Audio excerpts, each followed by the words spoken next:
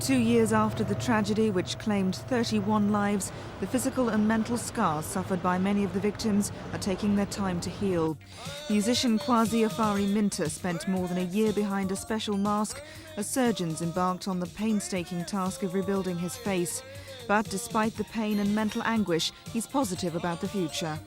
Well, I've seen a lot of people who've been through the fire worse off than myself, from my doctor and from other people, and I can assess and I know that the future looks bright. And with the way I'm working now, I've got the confidence that just with a little morale booster or just a bit push from one or two people, I might get there and I might even be very successful in what I'm doing now, and that's the music.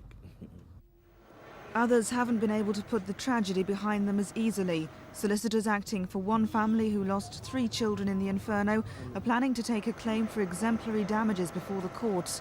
And the King's Cross Family Action Group are bringing a private prosecution of corporate manslaughter against LRT. Nothing has been done as far as looking at the responsibility of the people involved at the time, looking back.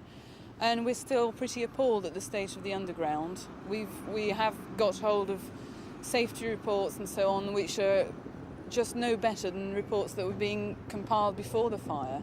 We're looking at still very dangerous situation, and we're looking at an attitude, it appears, that still puts safety last.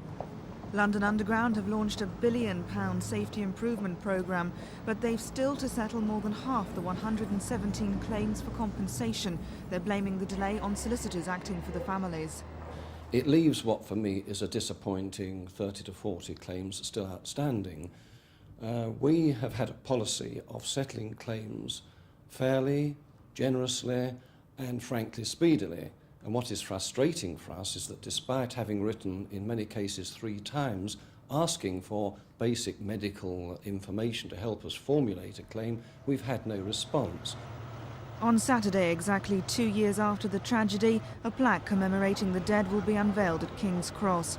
But for many, the struggle to come to terms with the after effects of the fire continues. Jane Ball, Thames News.